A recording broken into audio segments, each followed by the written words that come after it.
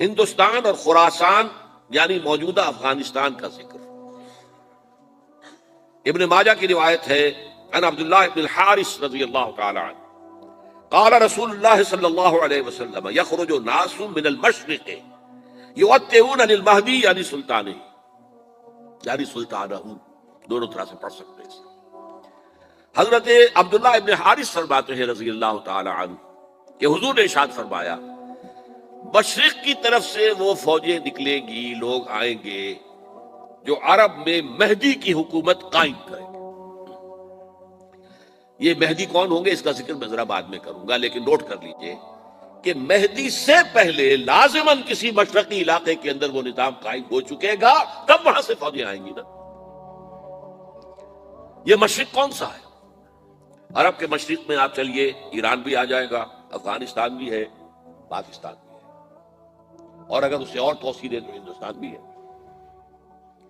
یہ ہے عرب کا مشرق،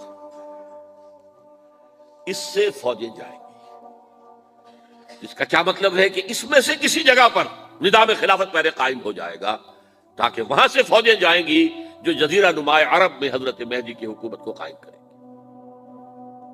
اب دوسری حدیث سنیے، یہ سنن ابن ماجہ کی حدیث تھی جو میں نے آپ کو سنائی، آپ نے پڑھی۔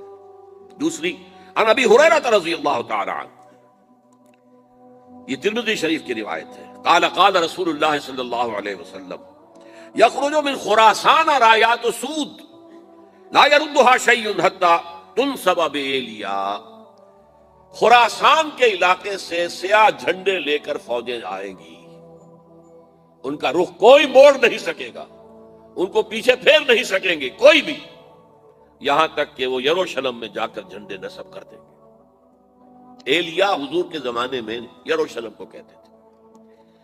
یہ یروشلم تھا جب حضرت سلیمان کی حکومت تھی اور یہاں پر معبد سلیمانی، ہیکل سلیمانی قائم ہوا، پھر یہ یروشلم ہی رہا ہے تاریخ میں، یہاں تک کہ سن 70 عیسوی میں جب ٹائٹس رومی جنرل نے اس کو گرایا، ختم کیا، سیکنڈ ٹیمپل گرا دیا اور یہاں سے یہودیوں کو کہا نکل جاؤ یہاں سے، کوئی یہودی باقی نہیں رہا، تب بالکل تہو بالا برباد کر دیا۔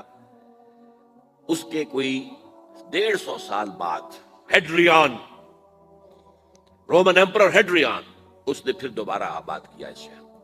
150 سال تک یہ بالکل بنجر اور بالکل غیر آباد پڑا تھا۔ اب ہیڈریان نے جب آباد کیا تو اس کا نام ایلیا رکھا، اب یروشلم نام نہیں تھا۔ تو حضور کے زمانے میں پھر اس کا نام ایلیا تھا، اور اب اس سے کیا معلوم ہو رہا ہے کہ یہ یروشلم مسلمانوں کے قبضے سے اس وقت نکلا ہوا ہوگا، ایک دفعہ پہلے نکلا تھا، سن 1099 عیسوی میں مسلمانوں کے ہاتھ سے نکلا، کروسیڈرز، عیسائیوں نے آ کر اس کو قبضے میں کیا، لاکھوں مسلمانوں کو مارا، قتل کیا۔ اس کو 1187 عیسوی میں واپس لیا ہے، کس نے لیا ہے؟ صلاح الدین ایوبی کرد۔ عرب کھوکھلے ہو چکے تھے، عربوں نے کھویا، واپس نہیں لے سکے، بہت حکومت کر چکے تھے، 400-500 برس کی حکومت کر کے، اور ان کے عیش اور ان کے آرام، اب ان میں جان نہیں تھی کہ وہ واپس لے سکے۔ واپس لینے والا گرم کرد خون تھا، صلاح الدین ایوبی۔ تو گویا کہ اب آپ سمجھئے کہ 88 برس تک عیسائیوں کا قبضہ رہا یروشلم پر۔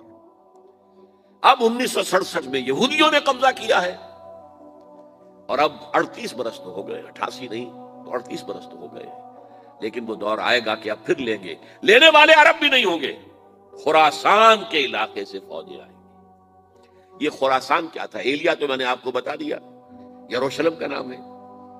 خراسان اس زمانے میں ایک بہت بڑے ملک کو کہتے تھے، کچھ حصہ پاکستان کا بھی اس میں شامل ہے، کچھ حصہ ایران کا بھی ہے، ایران کے اس حصے کو اب بھی خراسان کہتے ہیں، وہ ایک صوبہ ہے، خراسان ایک صوبہ ہے ایران کا چھوٹا سا۔